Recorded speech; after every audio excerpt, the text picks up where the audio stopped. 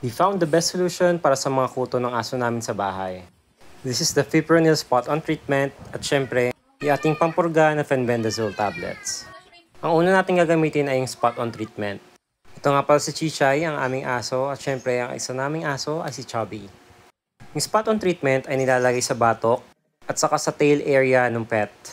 So you can use this as well for your cats and dogs. If napansin ninyo, ginipitan na nga namin ng balahibo si Chichay. Kasama namin nilagyan yung isa naming aso. Medyo hindi na nga rin maganda yung photo situation dito sa bahay. Kasi ba naman makikita mo sila anywhere. And I believe that these products are really effective. Kasi after a week na ginamit namin ito, hindi na kami masyadong naaabala ng mga kuto. Nawala yung mga kuto sa katawan nila, tas nawala rin yung mga kuto dun sa pader namin.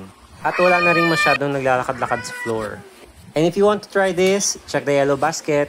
Para sure kayo na kung ano yung ginamit namin, ayun rin yung gagamitin ninyo.